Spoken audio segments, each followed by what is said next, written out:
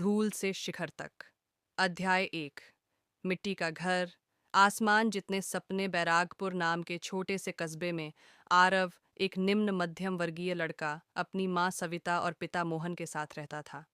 पिता का छोटा सा चाय का खोखा था, जिससे मुश्किल से घर चलता था। गरीबी थी, लेकिन आरव के भीतर एक अजीब सी चमक थी, जैसे दुनिया उसे तोड़ने की कोशिश करे और वह हंसकर कह दे, अभी मैं खत्म नहीं हुआ। उधर शहर के सबसे ताकतवर नेता विधायक विक्रम सिंह का विशाल बंगला कस्बे का प्रतीक था। धन, रुतबा, डर और अहंकार का प्रतीक। उसी घर की बेटी थी अनन्या सिंह।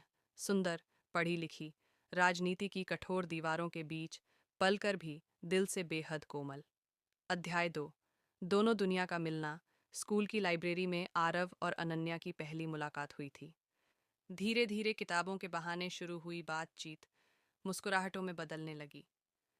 फिर ये मुस्कुराहटें एक अनकही मोहब्बत में बदल गईं। अनन्या को उसमें सच्चाई दिखती थी, कुछ ऐसा जो उसके घर में कभी नहीं था, और आरव को उसमें वो नरमी जो उसके जीवन की कठोरता को कुछ पल के लिए पिघला देती थी। अध्याय 3। तूफान का पहला झोंका। एक शाम, जब दोनों पुराने बरगद के पास बैठकर बातें कर रहे थे, अनन्या का बड़ा भाई रणवीर सिंह ने उन्हें देख लिया। घर पहुंचते पहुंचते बात एमएलए विक्रम सिंह तक पहुंच गई। उस रात आरव के घर पर जो हुआ, वह सिर्फ एक हमला नहीं था, वह अपमान की तलवार थी। विक्रम सिंह के गुंडे चाय की दुकान तोड़ कर गए, आरव के पिता को धक्का दिया, माँ का अपमान किया और आरव को चेतावनी, अपनी औकात में रहो, हमारी बेटी की तरफ आंख उठाकर भी देखा तो जिंदगी बर्बाद कर देंगे। अनन्या को कमरे में बंद कर दिया गया। उसकी आवाज़ भीतर घुटती रही और बाहर आरव की दुनिया। अध्याय 4।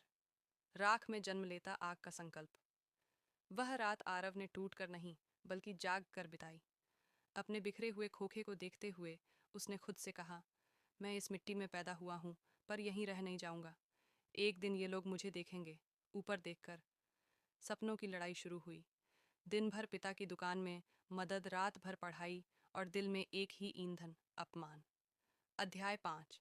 वह सुबह जो इतिहास लिखती है। साल बीते, कठिनाइयाँ आईं, कभी खाने तक की मुश्किल, कभी किताबों के पैसे नहीं, लेकिन आरव ठहरा नहीं। और फिर एक दिन यूपीएससी का रिजल्ट आया। AIR 14, आरव मोहन वर्मा, IAS अधिकारी।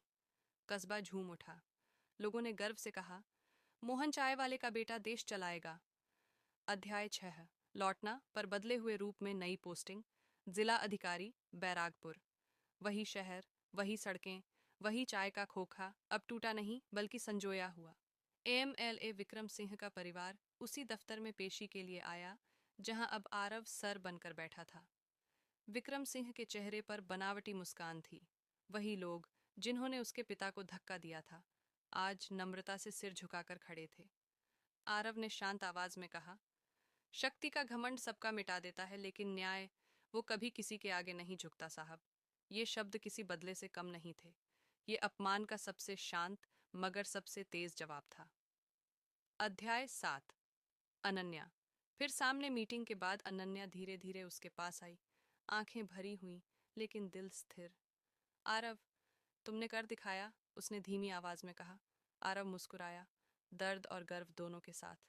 हम दोनों ने बहुत कुछ चाहा था, पर जिंदगी ने हमें अलग रास्ते दे दिए, लेकिन मोहब्बत, वो कम नहीं हुई, बस उसकी जगह बदल गई। अनन्या की आंखों से आंसू बह निकले। कभी कभी जीत भी चुप जाती है। अध्याय 8। असली बदला। आरव ने एमएलए परिवार को नष्ट नहीं किया, उसने उनका अपमान वापस नहीं किया। उसने उनका व्यवहार देखकर खुद वैसा न बनकर बदला लिया। अपना रुतबा नहीं जताया, बस न्याय किया, और यही था उसका सबसे बड़ा बदला। समापन।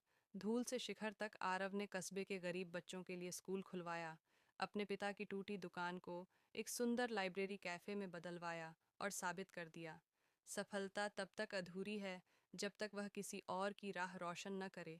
और इस तरह एक गरीब लड़के की कहानी सिर्फ प्यार और बदले की कहानी नहीं बनी,